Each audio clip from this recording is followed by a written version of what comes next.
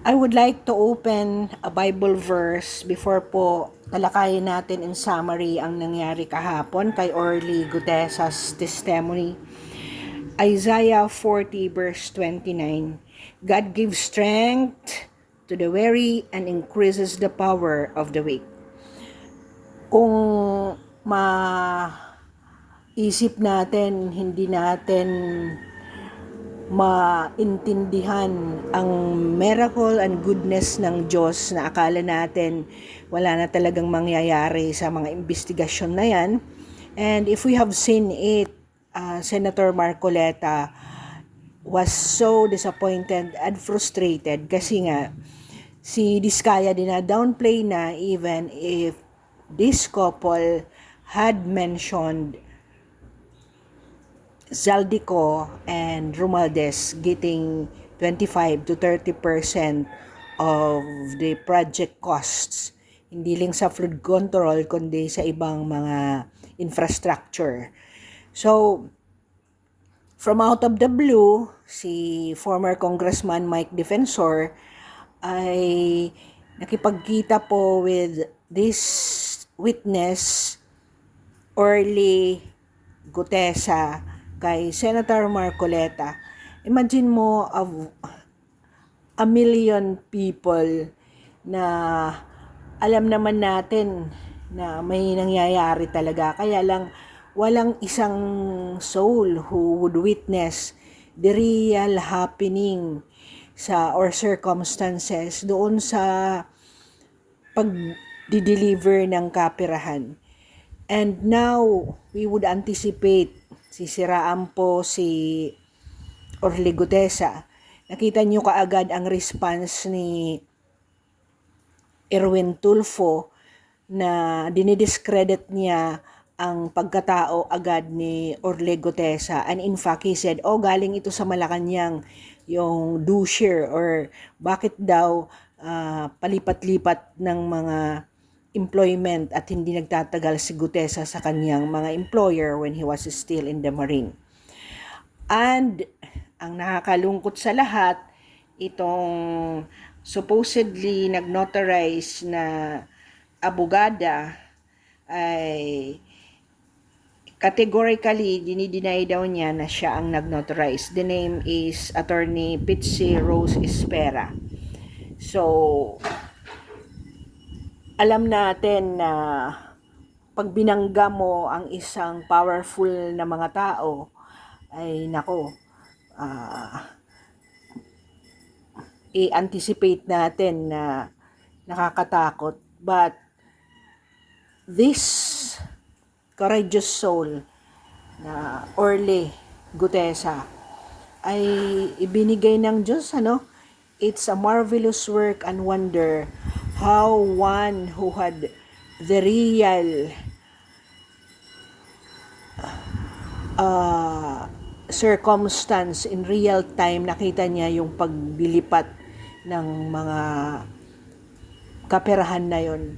And the senators and those who are in the government who tried to cover up na hindi talaga makonect si Romualdez ay hindi po nakita.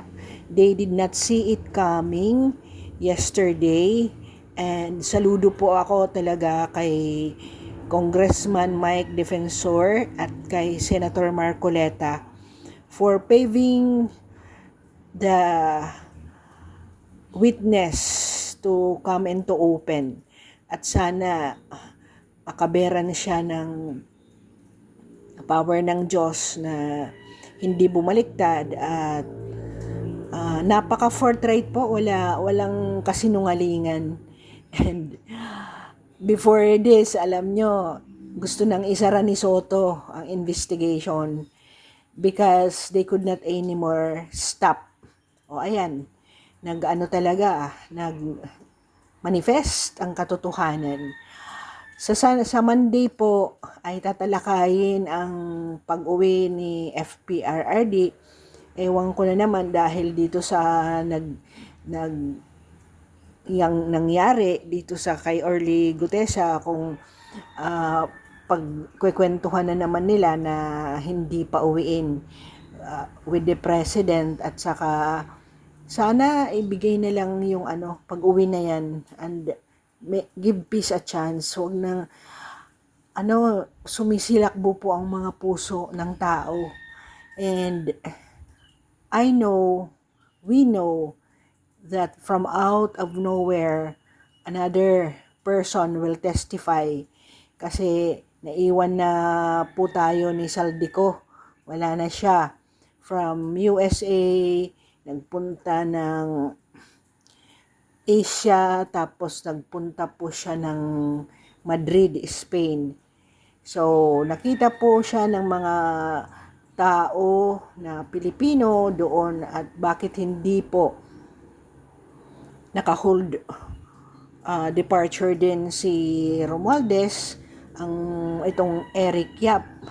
At saka kahapon nakita din natin na ang asawa ng commissioner ay contractor pala, yung chairman sa Commission and Audit. So napaka-massive po yung sindikato, hindi lang sa DPWH, but in all nooks and crannies of the institution, ng government po natin. Naalala niyo, itong si Eric Yap ay binanatan ito ni former President Duterte sa kanyang pagtatawag na yung mga project ay isinusulong niya.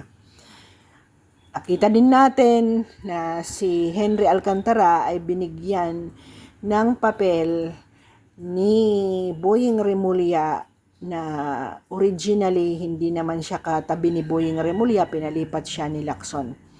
Believe me guys, kayong mga nagka-cover up, si Erwin Tulfo na law bender, na yan pala si Eric Yap, yung ACT-CIS. Nako. Oo. So, let us anticipate. Sisiraan po si Orle Gutesa. And mag-iingat po si Orle Gutesa, at dapat may kumanlong sa kanya. Save him, embrace him, kasi baka patayin yan. Alala ko, may mga pinapatay talaga na nagtestify sa mga malalaking tao na yan. So, let us pray for the Philippines to heal, and sana bigyan ng mga namumuno ng pamahalaan na to, na ibigay natin sa mga tao ang katotohanan. Oo, yan man lang ay maalala ka ng mga kababayan mo, at sana may score ka sa Diyos mo, hindi lang score dito sa lupa, na may nagawa kang